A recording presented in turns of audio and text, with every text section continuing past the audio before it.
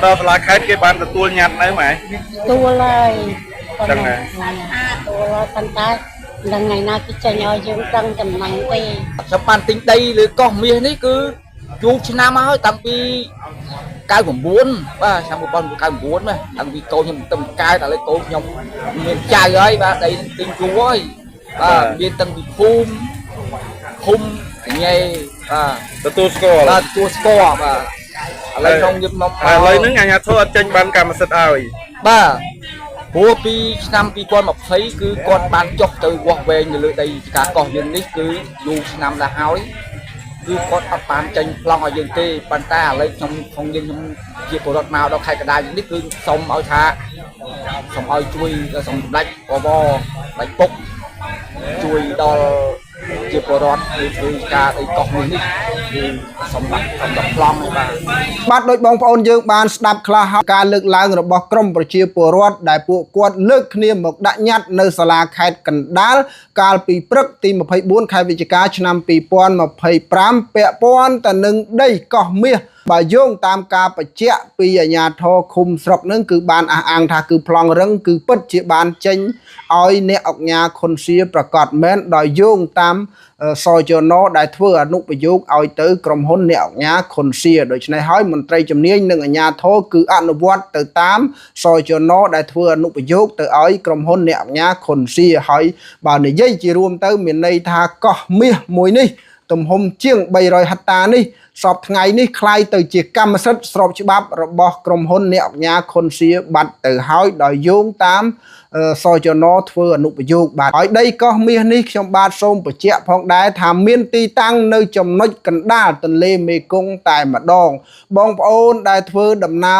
từ Phnom Penh tam cầm pong đo cò rẽ bong ôn nâng khơi hỏi cò ní cứ nơi khang đam đây đại tu đo tay tay viêng cò ní cứ ní hai bạt bong ôn cứ cò mía nơi chân lo bên này tha trôi khang lệch tờ lê cứ sọc kiên xoái trôi khang cài tờ lê cứ sọc là vì ai mà đi ai ba có cứ bị môn máu cứ nơi khang phum mà sa sằng cắt ba có khăn bàm pơ riết thì ni Phnom Penh bát bong ôn bay chụp bón đây có mía đại miên tùm hùng bay rồi sai sọc hạt tà ní cứ đi rót tháp bị ba bàn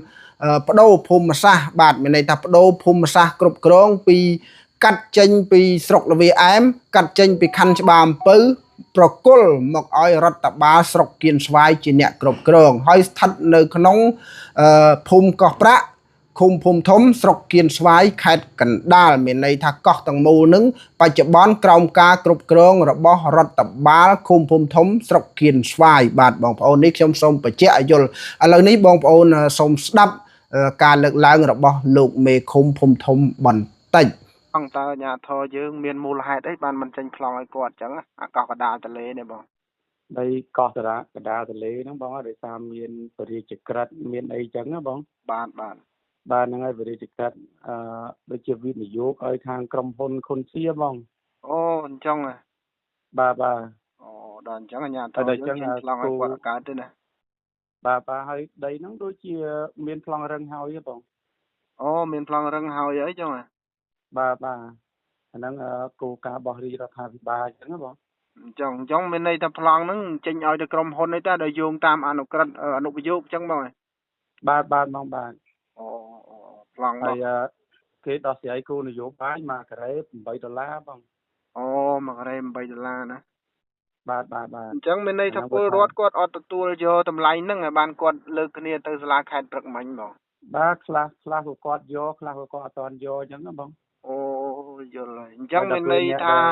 อนุกรัฐฟื้นอนุประโยคนั่นคือกรอบเลยได้ปลูกกดตั้งอ้อนั่งบ้างประมาณ100 ครัวซาเชียงนั่งบ่อย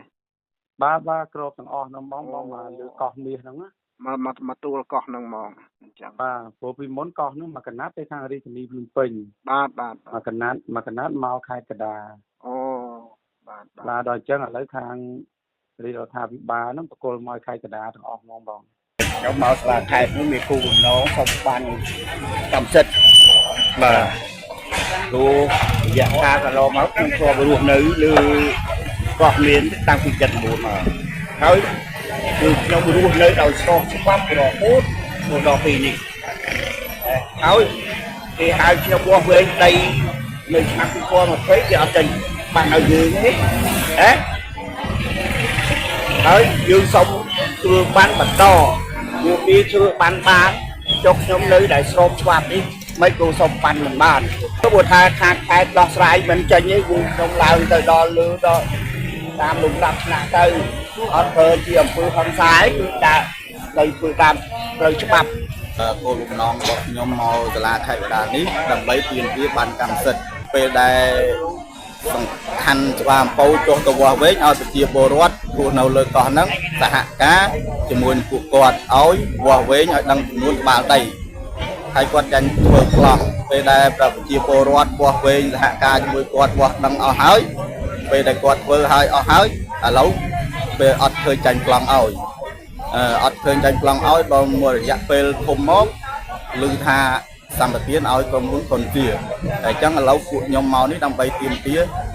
បានកម្មសិទ្ធិដោយសារឃើញចាញ់ទៅចាញ់ប្លង់ឲ្យក្រុមហ៊ុនខុនជាគេអត់ចេញប្លង់ឲ្យបងប្អូនជាប្រវត្តិយើងទេអត់ចាញ់ឲ្យដោយសារដីនឹងមានសចនពីរដ្ឋាភិបាលបាទអនុញ្ញាតឲ្យក្រុមហ៊ុនខុនសៀនឹងវិនិយោគនៅលើទីតាំងហ្នឹងបាទអញ្ចឹងពួកខ្ញុំមានការព្រួយបារម្ភពីក្រុមហ៊ុនព្រោះថាក្រុមហ៊ុនដាក់តម្លៃឲ្យ5រៀលទៅ8រៀលតែដល់អញ្ចឹងពួកខ្ញុំអត់គួរយកតម្លៃណាអត់គួរយកបានពីតម្លៃទេបាទពាក់ព័ន្ធនឹងការលើកឡើងរបស់បងប្អូនប្រជាពលរដ្ឋនេះផងដែរនៅថ្ងៃទី24ខែវិច្ឆិកាឆ្នាំ2025នេះដើមរាំងក៏បានធ្វើការទំនាក់ទំនងទៅលោកអុកញ៉ាលីវុធីដែលជាតំណាងឲ្យអ្នកអុកញ៉ាខុនសៀក៏ប៉ុន្តែទូរស័ព្ទរបស់លោកខលមិនចូលនោះទេសូម្បីតែប្រព័ន្ធ Telegram របស់លោកក៏ពុំមានអ៊ីនធឺណិតសម្រាប់ធ្វើការទំនាក់ទំនងផងដែរព្រួយបារម្ភព្រោះឮថាដីនឹងបកគលឲ្យគេថ្នាក់លើឲ្យពួកខ្ញុំអ្នកធ្វើក្រុមហ៊ុនមុខរបរហ្នឹងតាំងពីឆ្នាំ79មកអត់មានសិទ្ធិកាន់កាប់ដីទៅអ្នកគេចិត្តថ្មីគេមានសិទ្ធិកាន់កាប់នៅលើដីហ្នឹងវិញព្រោះហើយខ្ញុំព្រួយបារម្ភអំណរតទៅកូនចៅទីពួកខ្ញុំចាស់ហើយយកបានខ្ញុំមកនេះមកសុំស្នើបានកម្មសិទ្ធិកាន់កាប់ដីធ្លីរបស់ខ្ញុំលោកលៅសុកសានអភិបាលស្រុកគៀនស្វាយនេះលោកបានអះអាងប្រាប់ខ្ញុំថាចំនួននៅដីកោះមាសនេះគឺរូបលោកបានណែនាំនឹងផ្សព្វផ្សាយប្រាប់បងប្អូនប្រជាពលរដ្ឋជាច្រើនលើកមកហើយថាដីនេះគឺប្លង់បានចេញទៅឲ្យអ្នកអុកញ៉ាខុនសៀបាត់ទៅហើយដោយយោងតាមសចនដែលធ្វើអនុប្រយោគឲ្យសចនដែលធ្វើអនុប្រយោគនេះគឺតាំងពីឆ្នាំ2020មកម្លេះមកដល់ឥឡូវនេះគឺមានរយៈពេល5ឆ្នាំហើយសចនធ្វើអនុប្រយោគនេះហើយក្រុមហ៊ុនអ្នកអុកញ៉ាខុនសៀក៏បានធ្វើប្លង់រឹងរួចរាល់ហើយដែរដោយយោងទៅតាមសចនធ្វើអនុប្រយោគនេះគឺលោកលៅសុកសានគឺគាត់បានបញ្ជាក់ចឹងថាគាត់បានណែនាំនឹងប្រាប់ពលរដ្ឋហើយក៏ប៉ុន្តែពលរដ្ឋអត់ទទួលយកហើយលោកលៅសុកសានក៏បានបញ្ជាក់ផងដែរថាពលរដ្ឋមួយចំនួនគឺបានទទួលយកនៅសំណងផលប៉ះពាល់ពីក្រុមហ៊ុនអ្នកអុកញ៉ាខុនសៀហើយប៉ុន្តែនៅពលរដ្ឋមួយចំនួនទៀតដែលពុំព្រមទទួលយកតាមសំណើនឹងតាមគោលការណ៍របស់ក្រុមហ៊ុនបាទក្នុងរឿងនេះផងដែរអាជ្ញាធរមូលដ្ឋានក៏បានធ្វើការផ្ដាំផ្ញើតាមរយៈសារព័ត៌មានដើមរាំងផងដែរថាផ្ដាំផ្ញើឲ្យបងប្អូនប្រជាពលរដ្ឋយើងកុំយកដីកោះមាសនេះទៅលក់ប្តីអាជ្ញាធរគេអះអាងថាកន្លងមកនឹងមានបងប្អូនប្រជាពលរដ្ឋយើងមួយចំនួននឹងយកអាដីអាស្រ័យផលនៅកោះមាសដែលដីពួកគាត់អាស្រ័យផលនឹងយកទៅលក់ឲ្យឈ្មួញផ្សេងក្នុងតម្លៃ1ការ៉េ$30ហើយការលក់នេះគឺពុំមានអាជ្ញាធរសញ្ញេដឹងឮនោះទេអាជ្ញាធរណាហ៊ានសញ្ញេដឹងឮបើប្លង់រឹងនៅលើអ្នកអុកញ៉ាខុនសៀបាត់ទៅហើយហ្នឹងអញ្ចឹងហើយអាជ្ញាធរគេកំពុងតែទប់ស្កាត់ដោយថាមានមេខ្យល់ខ្លះមកដើរទិញប្រមូលទិញដីពីប្រជាពលរដ្ឋនឹងក្នុងមួយហត្តា$30,000ដូច្នេះហើយអាជ្ញាធរគឺសុំសំណូមពរឲ្យបងប្អូនប្រជាពលរដ្ឋយើងកុំលក់ដីនេះភាសាដីនេះមានប្លង់រឹងទៅឲ្យក្រុមហ៊ុនអ្នកអុកញ៉ាខុនសៀទៅហើយបាទនិយាយនេះគឺនៅកណ្ដាលទេតិចបងប្អូនប្រជាពលរដ្ឋខឹងខ្ញុំឬមួយក៏ក្រុមហ៊ុនអ្នកអុកញ៉ាខុនសៀខឹងខ្ញុំអត់ទេខ្ញុំលើកពីតលហេកលើកពីមូលហេតុយកហេតុផលពីអាជ្ញាធរយកមកផ្សាយយកការលើកឡើងរបស់ប្រជាពលរដ្ឋយកមកផ្សាយរីឯការលើកឡើងរបស់ខាងក្រុមហ៊ុនអ្នកអុកញ៉ាខុនសៀពុំបានលើកយកមកផ្សាយទេដោយសារយើងបានព្យាយាមទំនាក់ទំនងទៅគាត់ហើយក៏ប៉ុន្តែទំនាក់ទំនងមិនបានដោយទូរស័ព្ទរបស់លោកអុកញ៉ាលីវុធីនេះតែមិនចូលទេហើយ Telegram របស់លោកក៏ខលមិនចូលផងដែរដូច្នេះហើយគឺយើងផ្សាយទៅតាមការលើកឡើងរបស់អាជ្ញាធរហើយនឹងការលើកឡើងរបស់ប្រជាពលរដ្ឋទៅដោយបងប្អូនយើងដឹងហើយគឺដីកោះមាសនេះគឺនៅកណ្ដាលទន្លេជាដីដុះដាំដំណាំអីក៏ល្អដែរដាំលហុង ដាំចេកដាំលពៅដាំតកួនគឺល្អមែនតើបាទគឺដីកោះមាសនេះចំជាកណ្ដាលទន្លេតែម្ដងជាដីដោះដូច្នេះហើយបងប្អូនប្រជាពលរដ្ឋគាត់អះអាងថាគាត់ខាតបង់ដែរដីរបស់គាត់ដីអាស្រ័យផលរាប់ឆ្នាំមកហើយបែរជាបានទៅអ្នកអង្គការខុនសៀដោយស្ងាត់នេះគាត់លើកឡើងអញ្ចឹងហើយគាត់តវ៉ានេះគឺគាត់សូមឲ្យអាជ្ញាធរនិងមន្ត្រីជំនាញនេះចេញប្លង់រឹងឲ្យគាត់បាទគាត់តវ៉ាអញ្ចឹងគាត់ថាគាត់អត់ទទួលយកទេផលប៉ះពាល់1 ការ៉េ$8នេះគឺគាត់មិនទទួលយកទេនេះជាការលើកឡើងរបស់បងប្អូនប្រជាពលរដ្ឋហើយខ្ញុំបានមកត្រឹមផ្សព្វផ្សាយជាដំណឹងទេអត់មានសិទ្ធអីទៅអាកាត់ទេក្រុមហ៊ុនអ្នកអង្គការគួរតែសងផលប៉ះពាល់ទៅប្រជាពលរដ្ឋក្នុង1 ការ៉េ$20 $30អត់ទេហើយក៏អត់ទៅនិយាយថាពលរដ្ឋទេទទួលយកពីសងផលប៉ះពាល់ពីក្រុមហ៊ុនទៅ1 ការ៉េ$10ឬ$8អត់ទេគ្រាន់តែដើមរាំងផ្សព្វផ្សាយជាដំណឹងហើយប្រកាន់ជំហរនៅកណ្ដាលអត់វាយប្រហារមកខាងទេ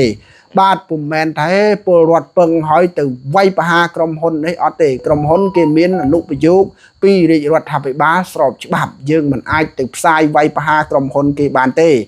គ្រាន់តែខ្ញុំក្នុងនាមជាខ្មែរដូចគ្នាខ្ញុំមិនចង់ឃើញកើតមានចំនួនអញ្ចឹងទេចង់ឲ្យក្រុមហ៊ុនអ្នកអង្គការខុនសៀរួមនឹងឯកឧត្តមអភិបាលខេត្តនេះធ្វើការសម្របសម្រួលជាមួយប្រជាពលរដ្ឋរកផ្លូវចេញសន្តិភាពទាំងអស់គ្នាទៅបាទខ្ញុំចង់អញ្ចឹងទេមិនទៅចង់វាយប្រហាររិះគន់ម្ខាងអីអត់ទេបាទមានតែប៉ុណ្្នឹងសិនទេបាទសូមអរគុណនិងសូមគោរពលា